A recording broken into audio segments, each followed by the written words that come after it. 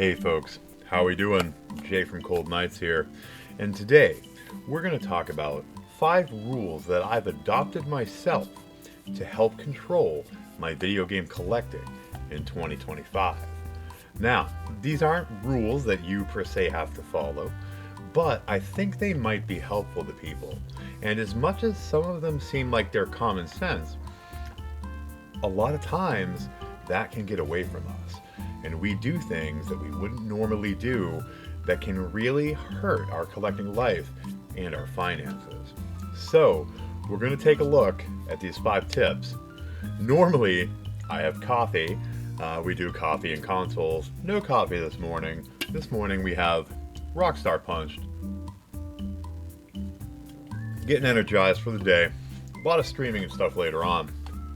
But it's been a while since I put out a video, so I wanted to make this because it's really important to me.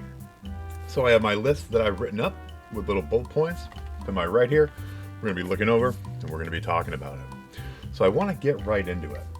So the first one, and it's probably the most important one to me, and I see that it could help a lot of people that struggle with their backlogs, is making a conscious effort to play the games you buy, especially the new games, when you purchase them or within a certain amount of time.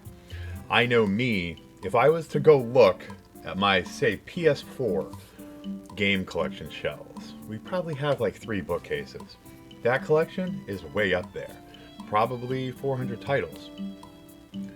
If I look at what I paid for all those games when they were new or when they were collector's items and what they're worth now, and how many of them I've actually played, it is truly shocking.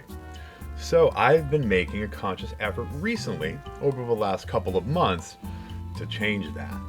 So I'm going to look at a couple recent purchases that I made and see if I'm holding to the standard. So let's look at the most 3 recent purchases that I made.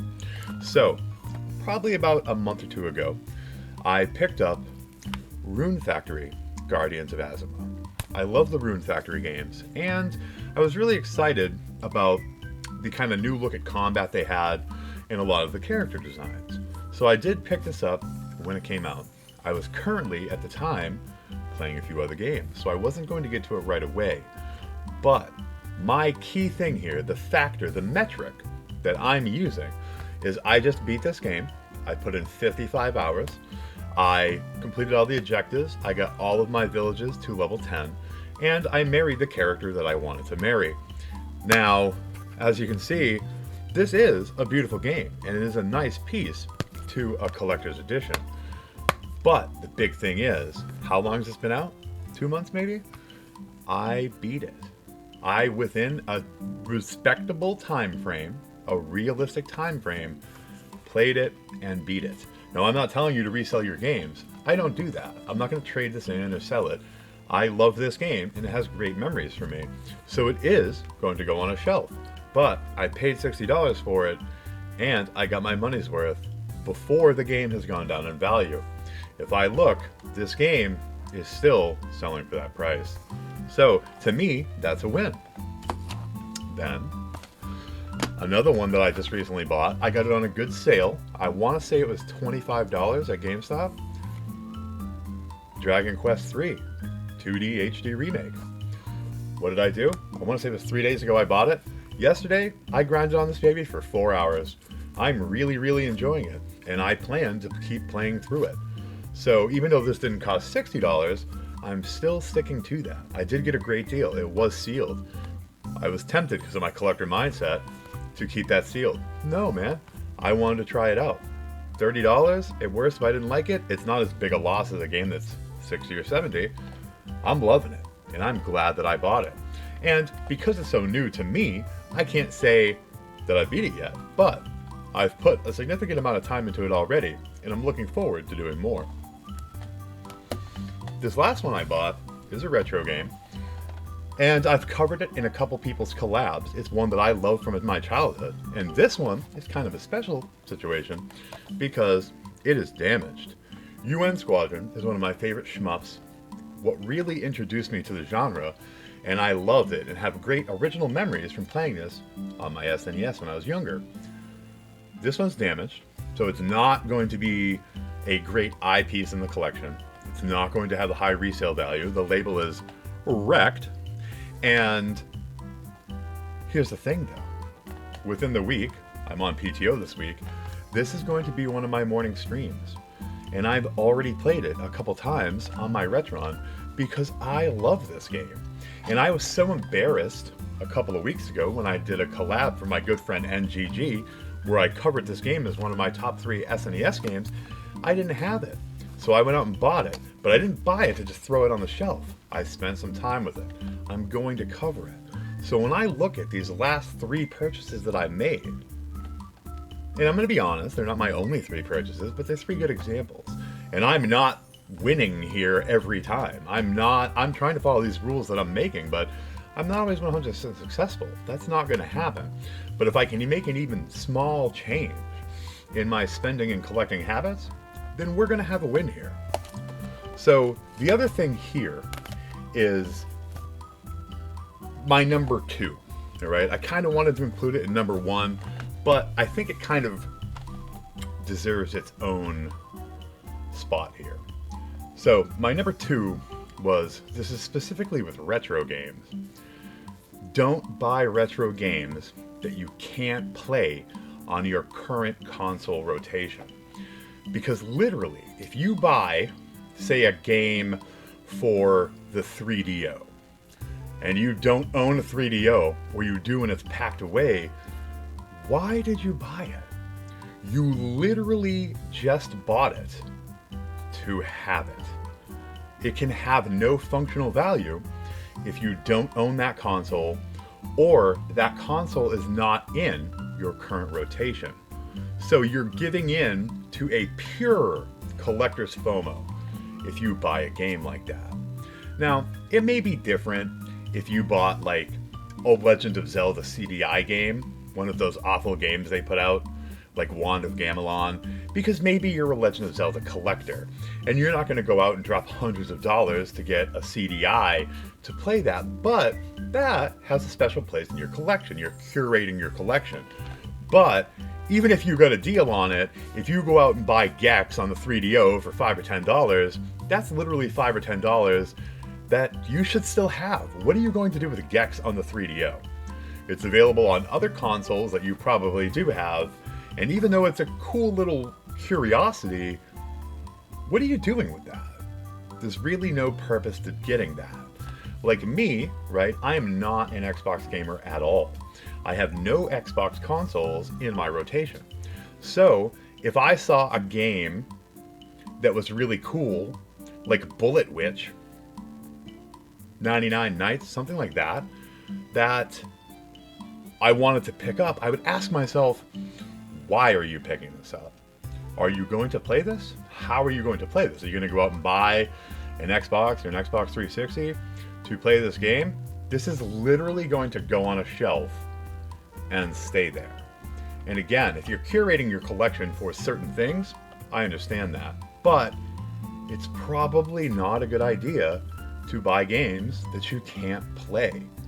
And that may seem like common sense, and a couple of these other ones are going to seem the same way, but you'd be shocked when that FOMO grips you of how often common sense goes out the door. So, the next one is going to be controversial. We'll see if we get some hate in the comments. One of the things that really drives me crazy is when I see people talking about games as an investment. Those words, to me, don't even go together. Because gaming has probably been my biggest expenditure in my life. And realistically, if I took all the money that I ever spent on gaming and put it into like a Roth IRA, or even something simple like just a high yield savings account, my God, guys, I would have so much more money than I do now. And yes, I'm surrounded by the things I love, but these are not an investment. Let's just look at these games I bought here right now. Do you think Guardians of Azima is going to be worth $400 10 years from now, like Devil's Third is? Probably not. Do you think Dragon Quest III HD 2D Remake is going to be the next Rule of Rose? Probably not. Those things have special sequences of events that came together to make them rare the way they are. And a lot of those things are by chance. They're not things you can foresee. They're not things you can predict. Of all the games and accessories and consoles that I have that are now super rare, super expensive, or considered grail items, almost none of them did I buy thinking this is going to be a grail item. There's a couple things that were already pretty rare that I got steal prices on, like my NES top loader that I got for $5 with 2 dog bone controllers, and some things that were in my personal collection, like Graffiti Kingdom, became really valuable. Magic Pen Gel, right? Me and my wife used to love those art games where you drew your own monsters on PS2, and we bought them both. And I remember when the second one came out, it was really hard to find. But I wasn't upset as a collector, I was upset because we wanted to play them. Well, now they're both worth $75, $100, $125. I didn't plan for that to become valuable. It just happened. And most of my games that are like that, that's how it was. Sure, I bought Rule of Rose when it was $100 in pristine condition, and I felt like it might go up, but if you would tell me that it would go up to $700 or $800 and then come down and go back up again, I would not have imagined any of that. So, in my opinion, games as an investment is something that not only is not financially prudent, I think a lot of people... There's a dog going crazy over there. Sorry, dog in the hallway going nuts. I think a lot of people are ruining the hobby by doing it. Because how many people are grading games? How many people are using robots to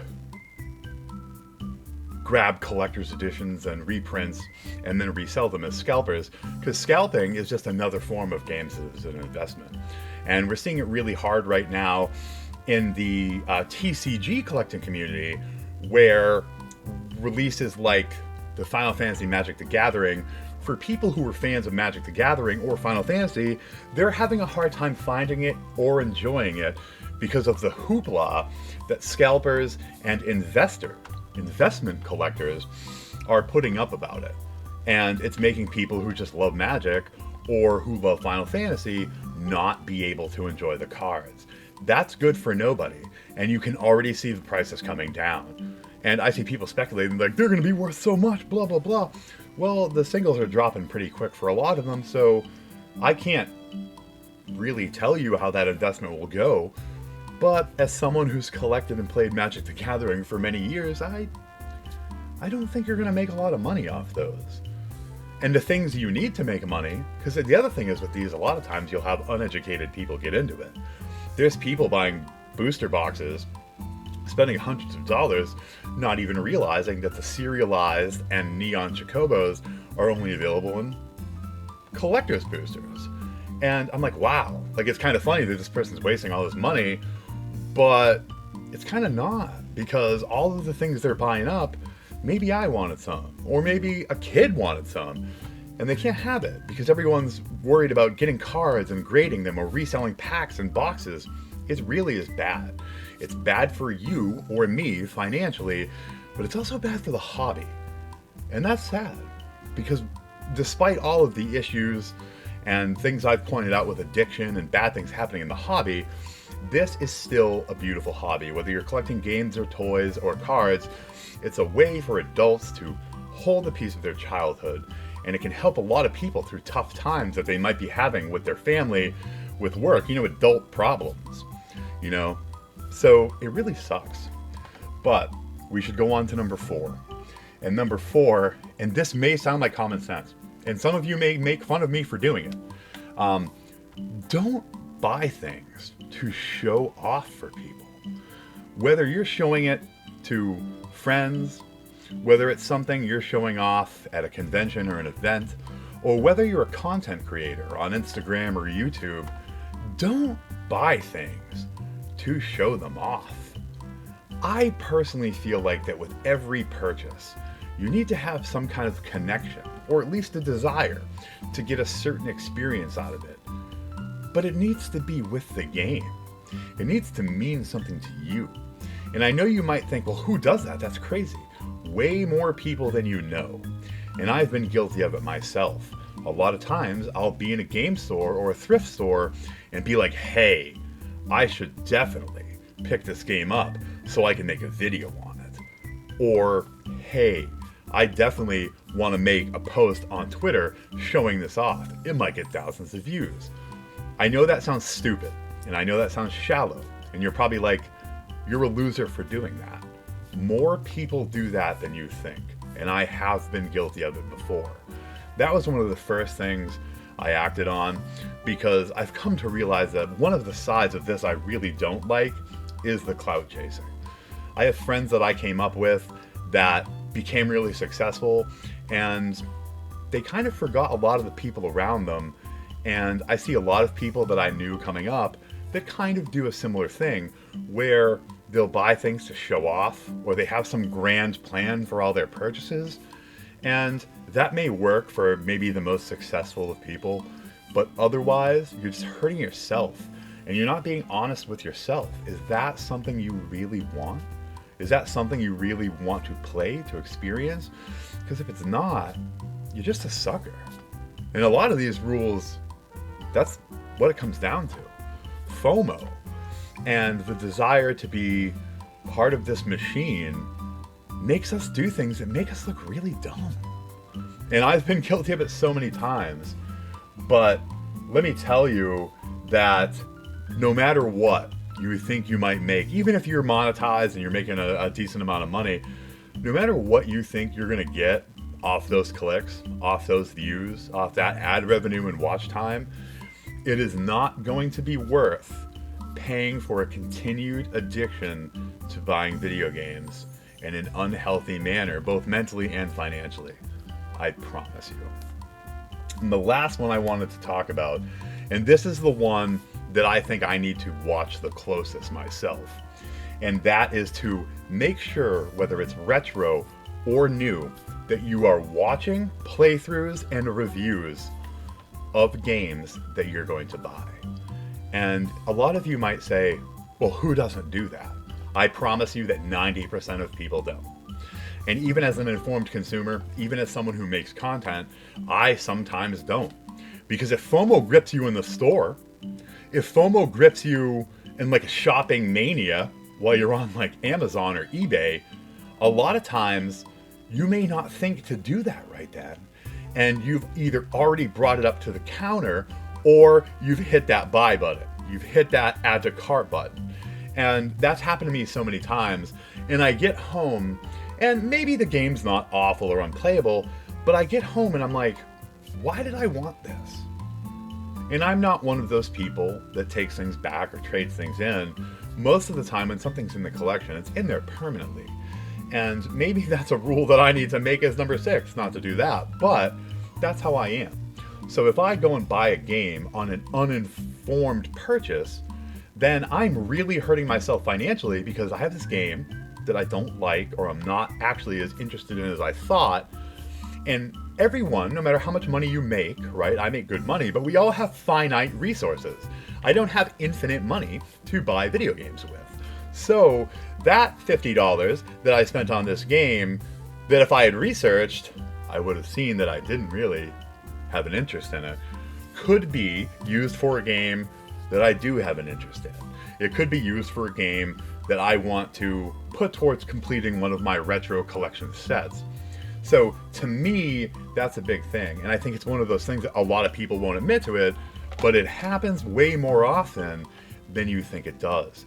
So take the time, even with retro games or impulse FOMO purchases. Guys, we all have phones. If you're in GameStop or like a pawn shop or a thrift store at a yard sale, your phone probably still has service. Take a minute, walk away from the game, and watch a 2-minute, 3-minute video of gameplay. Make sure that's something you want to spend your hard-earned money on. Because no matter what, that's what we can't forget here. like I said, we all have finite resources, and we all have people and things in our life that need those resources as well. We have other things and pursuits that we love. And though gaming might be the one that we spend the most money on, we really have to be careful that we leave enough money for everything else we need. And I know you might be like, well, who spends so much money on games that they can't afford staples? A lot of us have done that before. And now in my 40s, yes, I've learned enough financial accountability and stability to not do that.